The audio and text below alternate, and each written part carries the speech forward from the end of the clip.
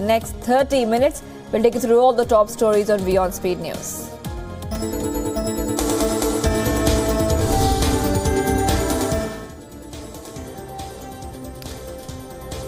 Five police officers have been injured in a shooting incident in Houston in U.S. state of Texas. Two of the officers are reported to be in critical condition. One suspect in this shooting has also been reported dead. Shooting occurred around 5 p.m. local time. It was unclear what led to the shooting.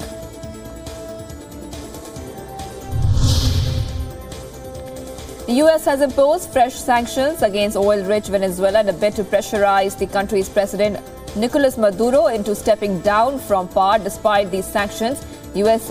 National Security Advisor John Bolton refused to rule out the possibility of military intervention in Venezuela. Bolton has reiterated that any harm to American diplomats or Washington-backed opposition leader Juan Guaido will be met with a strong response.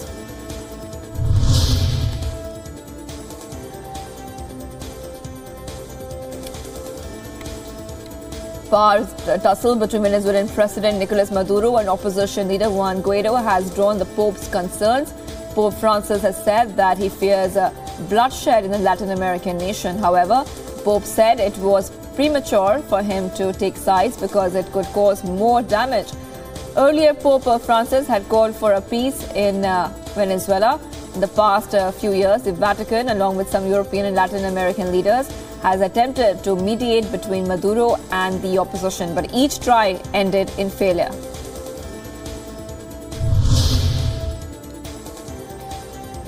U.S. prosecutors have failed criminal charges against Chinese telecom giant Huawei's chief financial officer Meng Wanzhou with fraud by violating sanctions against doing business with Iran. Huawei has been the target of a broad U.S. crackdown, including allegations it sold telecommunications equipment that could be used by Beijing for spying. The charges filed also mark an escalation of tensions between the world's two largest economies, the US and China, which are mired in a trade war that has hit markets across the globe.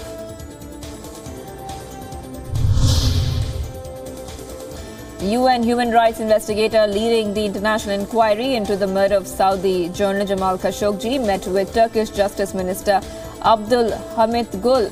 Khashoggi, an American resident, was murdered inside the Saudi consulate in Istanbul on October 22nd.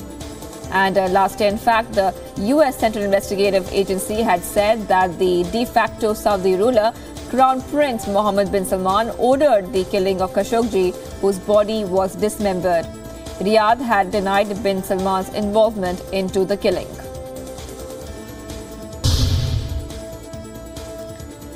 Israeli troops have joined Brazilian firefighters to search for victims after a mining dam collapse killed nearly 60 people in Brazil.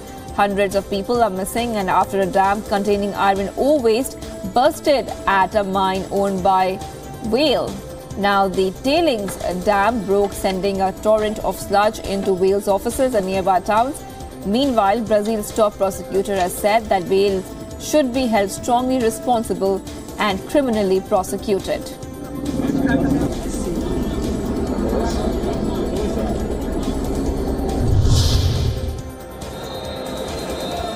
Hundreds of taxi drivers used their vehicles to block one of Madrid's main roads as part of an open-ended strike against ride-hailing services such as Uber.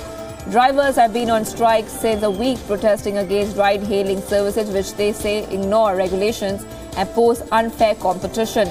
Spanish government agreed to pass new regulations guaranteeing a cap on licenses for Uber and similar services in September last year, but drivers demand further restrictions, such as a law that would require customers of ride-hailing services to order transport an hour beforehand.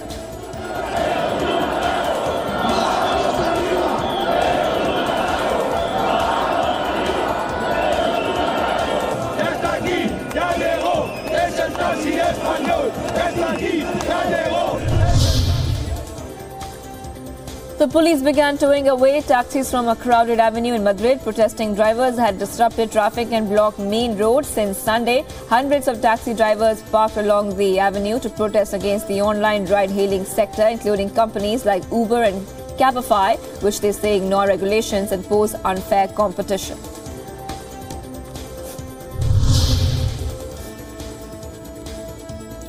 Hundreds of demonstrators marched through the streets of the Nigerian capital of Abuja to protest against the suspension of Nigeria's Chief Justice.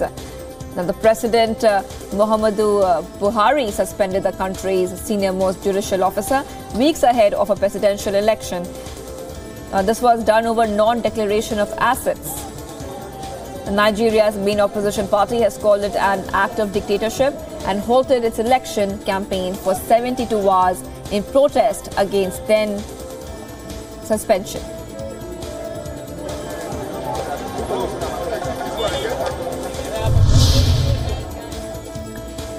French President Emmanuel Macron, who in Cairo, has said that he had told his Egyptian counterpart Abdel Fattah al-Sisi that stability and security cannot be separated from human rights. During a press conference, Sisi told reporters that rights should be taken in the context of regional turbulence and the fight against terrorism. France and Egypt signed a series of economic deals which included French support for social policies and female entrepreneurship, as well as a memorandum of understanding for the expansion of Cairo's metro.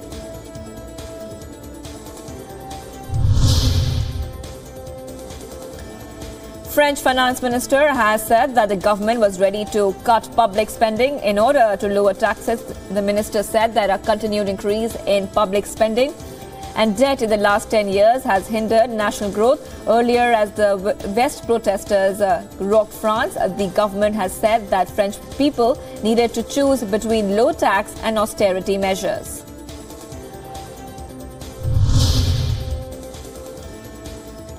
Philippine President Rodrigo Duterte visited the cathedral hit by a twin bomb blast that killed 20 people during a Sunday mass in Sulu province.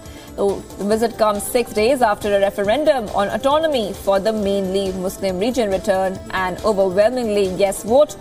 Islamic State has claimed responsibility for the attack. The police are suspecting that the blast was a work of Abu Sayyaf, a domestic militant group that has pledged allegiance to Islamic State and is notorious for its bombings and brutality.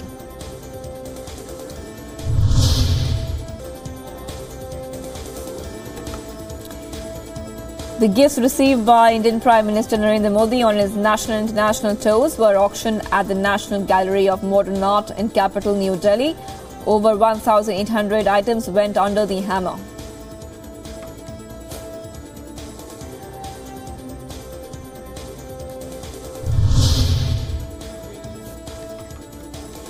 Tourists across China flocked to Harbin City to attend an ice festival and take part in winter sports. A three-dimensional light snow was held at the Snan Island Snow Sculpture Art Expo. Colorful lights featuring folk stories were projected on snow sculptures.